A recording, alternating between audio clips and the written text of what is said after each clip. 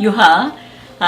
여러분하고 최영은 변호사 모시고 결혼과 이혼에 대한 이야기를 하고 있는데요. 이혼 이야기를 먼저 제가 이슈화 삼았습니다. 최영은 변호사입니다. 안녕하세요. 안녕하세요.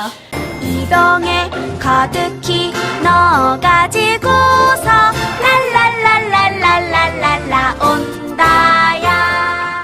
그 폭력성도 나중에 만약에 이혼으로 소송까지 간다면은 평상시에 뭐 증거라든가 이런 것들을 좀 준비해 둬야 됩니까? 네, 미리 준비를 해둬야 됩니다. 우리 뭐 보통 활용되는 증거로는 112 신고 내역이 있는데요. 112에 신고를 하고 이제 거기서 그치시면 안 되고요. 신고 내역 안에 어떤 내용이 들어갔는지가 중요합니다. 112에 신고를 했어요. 뭐 남편이 막 이렇게 폭행을 해서 112에 신고를 했는데 막상 경찰이 출동을 하니까 뭐 어떤 일이 있었어요라고 하면 맞은 건 아니에요. 괜찮아요. 그냥 부부 말다툼이 심해져서 그렇게 말다툼 하다가 말았어요라고 하면 그 내용이 그대로 적혀 있습니다. 112 신고 내역에. 그러면은 이제 재판에 들어가서는 판사님이 그 112 신고 내역을 보니까 안에 폭력이 없어요. 폭력을 주장하는데. 네. 그러면 이게 주장과 증거가 다른 거죠. 그렇죠. 그럼 우리가 주장한 사실을 증빙할 수가 없습니다. 실제로 있었던 내용을 다 진술을 하시고 그러고 나서도 이제 그렇게 진술을 하시면은 보통 이제 우리 피해자가 되시는 이제 분들은 어떤 걱정을 하냐면 그래도 내 아이의 아빠인데 이 사람이 전과가 생기거나 어떤 문제가 있으면 어떡하나 이런 걱정을 하시는데요. 가정폭력 사건이나 뭐 일반적인 폭력 사건 다 반의사 불벌죄이기 때문에 우리가 그 수사 과정 중에서 남편의 처벌을 원하지 않습니다라고 진술을 하게 되면은 뭐 더 이상 뭐 사건이 나아가지는 않고 거기서 종결이 됩니다. 다만 그런 사건이 있었다는 거에 대한 자료는 만들어 놓을 필요가 있어요. 그래서 112에 한 서너 번 정도 신고를 했는데도 그 안에 내역을 보면은 다 폭력은 없었고 이렇게 기록이 되어 있는 안타까운 경우들이 있어요. 네. 그런 경우에는 이제 본인이 사진을 찍어놓고 뭐 그렇게 해서 법원에 추가로 제출을 하거나 아니면은 그때 진단서를 받아놓거나 하면은 이제 그것도 도움이 될 수가 있습니다. 네, 말씀 들어보니까 사진 찍기는 쉽지 않을 것 같고요. 네. 그렇죠? 진단서 같은 거는 이제 증거가 될 수 있을 것 같고 또 하나 112에 신고 말씀을 하셨는데 정말 이게 습관적으로 도저히 못 참겠다. 이거는 뭐 내가 정말 이혼해야 되겠다 할 때는 경찰이 출동했을 때 아까 말씀하신 뭐 그냥 부부간의 문제 이렇게는 하면 안 되겠네요. 네, 그렇게를 하면은 이제 오히려 더 심화되고 위험한 지경에 이를 수도 있어요. 그리고 어떻게 보면은 가정을 회복할 생각을 뭐 계속 이어나가실 생각을 하신다고 하더라도 일단 잘못된 부분은 분명하게 상대방한테 알려줘야지 그 부분이 이제 개선이 되기 때문에 이제 뭐 그런 부분도 좀 고려를 하셔서 이제 문제가 되는 부분은 반드시 지적을 하고 그렇게를 하셔야 되는데. 이게 현실적으로 어려운 부분은요, 뭐 가정폭력을 당하는 사람들은 일단 상대방 배우자를 굉장히 무서워해요. 네, 그리고 그렇죠. 그 사람들이 뭐 이렇게 하겠다 저렇게 하겠다 굉장히 많이 겁주고, 주는 그런 상태이기 때문에 실제로 이제 상담 오시는 분들을 보면은 그런 부분에 걱정을 너무 많이 하세요. 내가 지금 이렇게 해도 되는지 이러면 남편이 잘 죽이러 올 것 같은데 어떻게 해야 되는지 이런 걱정도 많이 하세요. 그럼 제가 일단 처음에 여쭤봐요. 남편한테 어떤 전과가 있으신지. 예, 그리고 보통은 이제 일반적인 전과가 없으시고 일반적으로 사회생활 하시는 분들이 특별히 가정에서만 폭력성을 보이는 경우들이 있거든요. 그런 분들은 사실상 이제 사건을 진행을 해도 특별한 문제는 안 됩니다. 네. 제가 이제 최영은 변호사랑 같이 우연치 않게 이제 예전에 뭐 얘기를 나누다가 그 왜 상간녀, 상간남 얘기가 좀 나왔었잖아요. 근데 우리가 이 통념으로는 보통 부정행위는 남자가 많이 하는 거로 당연히 알고 있는데 여자도 많아졌고 뭐 그 상간녀, 상간남 사건도 들어보니까는 방송으로 도저히 할 수가 없는 얘기들이 있어서 그거는 편집해 주셔야 돼요. 그러니까 상간녀, 상간남 부정행위는 어떻게 해야 됩니까? 그 이혼을 하는 경우 이제 남자가 아내가 바람피는 경우 또 여자가 남편의 바람을 대응이라 그럴까요? 일단 이 개념을 좀 아셔야 돼요.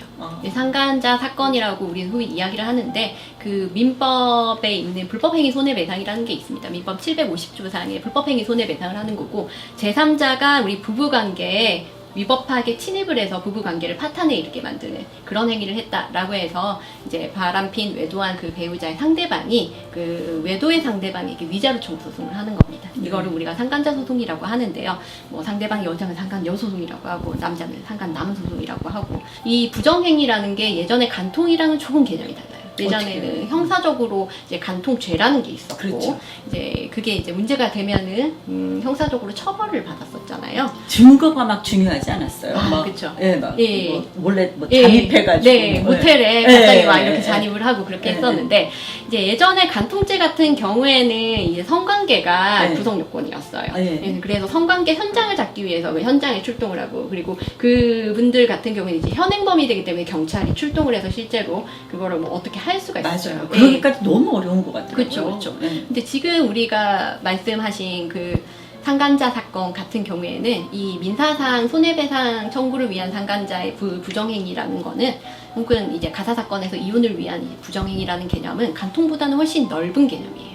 예를 그래서 들면. 성관계에 관한 어떤 직접적인 증거가 없다고 하더라도 네. 충분히 이제 성립이 될 수가 있는데, 뭐 예를 들어서 우리가 카카오톡 내용에 보면은 쌍방 이야기를 하면서 좋아한다, 사랑한다, 보고 싶다 이런 이야기를 하는 경우, 서로 뭐 스킨십을 하는 거, 뭐 뽀뽀 이모티콘을 막 보내고 있는 네. 거, 그런 거. 누가 봐도 이 뉴스를 둘이 통해서 막 가끔 봤죠. 맞습니다. 예. 네. 누가 봐도 이 둘이 만나고 있구나 라는 거를 이제 어느 정도 알 정도의 그런 어떤 객관적인 자료가 있다면은 네. 그 부분에서 이제 상간자의 이제 부정행위가 인정이 되고, 예, 그래서 거기서 이제 위자료를 받을 수도 있습니다. 이거는 이혼을 꼭 전제로 하진 않아요. 이혼을 하면서 같이 이제 피고 1을 뭐 배우자로, 피고 2를 상간자로 해서 소송을 할 수도 있고, 또는 이혼을 전제로 하지 않고 그냥 그 제3자를 상대로만 상간자 소송을 제기할 수도 있고.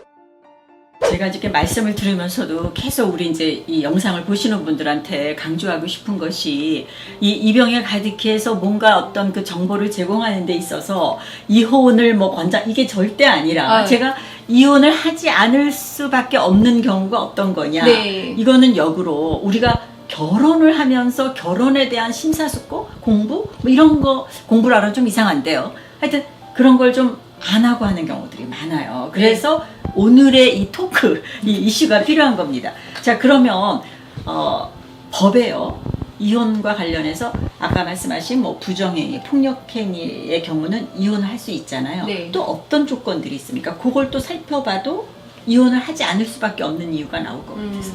이 폭력행위나 이런 거 이제 포괄적으로 부당한 대우라고 이야기를 하는데요. 아, 네. 뭐 폭력행위가 될 수도 있고, 뭐 그냥 모멸적으로 무시하는 뭐 이런 욕설, 욕설이나 네. 이런 좀 넓은 개념의 네. 이제 폭력이 될 수가 있겠죠. 네. 근데 이게 뭐 배우자 간에 있어도 문제가 되겠지만, 배우자의 부모가 이렇게를 한다든지, 아니면 그 부모에 대해서를 네. 한다든지, 그것도 이제 이혼 사유가 될 수가 있습니다. 아, 그거는 이겁니까? 고부 갈등이나 장서 갈등도 네. 이혼의 사유가 되는 거예요? 네. 근데 이제 단순하게 뭐 그런 정도를 넘어서서 네. 더 이상 혼인관계가 지속이 불가능하겠구나, 이것 때문에 완전 파탄에 이르렀구나, 이 정도가 된다면은 네. 이혼이 될 수가 있고요. 네. 또 뭐 실종이 된 경우, 혹은 아. 경제적으로 사람을 유기했을 경우, 아, 가족을. 그래요? 예.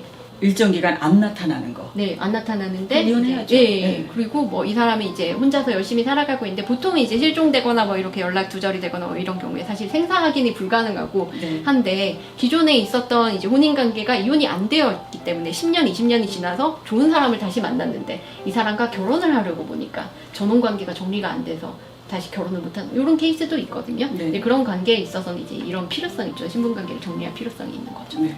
그 여자들의 바람, 그것도 요즘에 굉장히 사회 문제가 되고 있거든요. 네, 아주 많습니다. 그래요. 네. 일단 과거에는 여자들이 바람 많이 안 폈는데, 현재는 여자들이 바람 많이 핀다라고 뭐 보통 많이 생각을 생각하죠. 하세요. 네.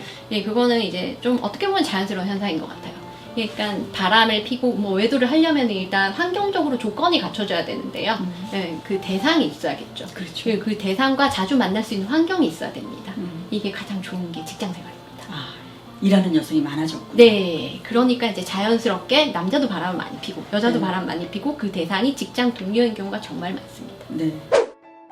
그러니까 이쯤 얘기하다 보니까, 하지만 우리가 이 이혼을 걱정해서 결혼을 안 할 수는 없잖아요. 그렇죠. 그죠? 네. 하지만 결혼도 또 이 안 하는 게 지금 우리 사회 문제란 말이에요. 네. 네, 다음 이슈로 넘어가 보도록 하겠습니다. 오늘은 여기까지 듣겠습니다. 네. 최영원 변호사 고맙습니다. 네. 이병에 가득